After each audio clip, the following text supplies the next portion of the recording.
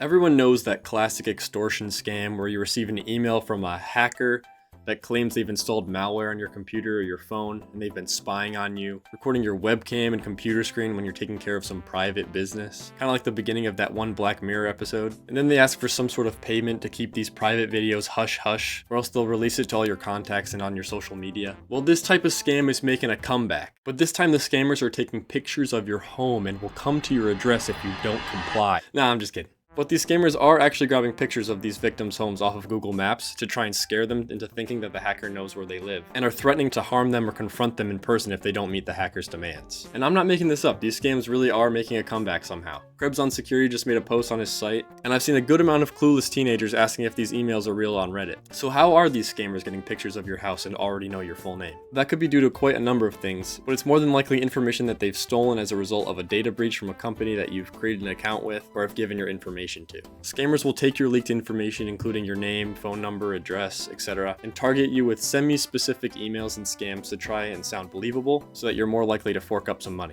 But yeah, it looks like there's a new scam wave going around where scammers are taking leaked personal information and crafting these semi-specific emails and sending them to people to try and scare them into giving them some money, which really isn't anything new. But what is new about this scam is the pictures of people's homes taken from leaked addresses that they've taken off of Google Maps. Now, with all those explanations out of the way, I'd like to break down a real extortion email that someone received because they're kind of hilarious to read if you're not a computer illiterate teenager or old person. This example is from the Krebs on Security article, which I will link in the description to this video. And when I first read this email, I immediately read it in that baby talk Discord mod meme voice.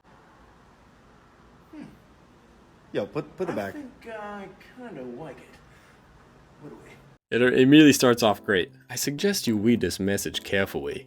Alright, I won't do the voice. Take a moment to chill, breathe, and analyze it thoroughly. Because we're about to discuss a deal between you and me, and I ain't playing games. You do not know anything about me. However, I know a lot about you. And right now, you're thinking how, correct? I just can't get over it. I can't stop laughing at how hard this person is trying to be to sound scary and mysterious. I love it. Well, you've been a bit careless lately, scrolling through these filthy videos and venturing into the darker corners of cyberspace. I actually installed a spyware called Pegasus on an app you frequently use. Pegasus is a spyware that is designed to be covertly and remotely installed on mobile phones running iOS and Android. When you were watching those videos, your system began operating as a RDP. Which gave me total accessibility to your system. I can look at everything on your display, switch on your camera and microphone, and you wouldn't even notice. Oh, and I've got access to all your emails, contacts, and social media accounts too. So Pegasus is a real spyware for mobile devices that was developed by the NSO Group, which is an Israeli cyber arms company. It's a highly locked down piece of malware that only gets licensed out to authorized governments to survey criminals and terrorists. It's also forbidden to be used against Americans on US soil, so there's absolutely zero chance that this scammer has access to the Pegasus spyware and is using it on Joe Schmo here for a couple grand in extortion money. Okay, been keeping tabs on your pathetic existence for a while now. It is simply your hard luck that I found your bad deeds. I invested in more time than I should have exploring into your data. Extracted quite a bit of juicy info from your system, and I've seen it all. Yeah, I've got footage of you doing embarrassing things in your room. Nice setup, by the way.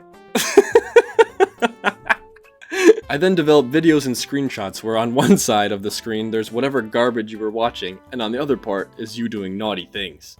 With just a click, I can send this filth to every single of your contacts. I love that nice setup, by the way. You know, it really helps sell the bluff that this guy can see your room by complimenting you on your LED lights and Funko Pop collection. The article cuts off the rest of the email, but it basically goes on to say that they're demanding a couple $1,000s that can be paid by scanning a QR code at the bottom of the email and all that fun stuff. They even throw in a quick message that you have 24 hours to pay or else they'll release everything as a tactic to try and get you to act fast. What if you saw the email a day late? What if you forgot to check your email that day? Don't you just know it's a bluff now? They even say don't reply to this, it's pointless.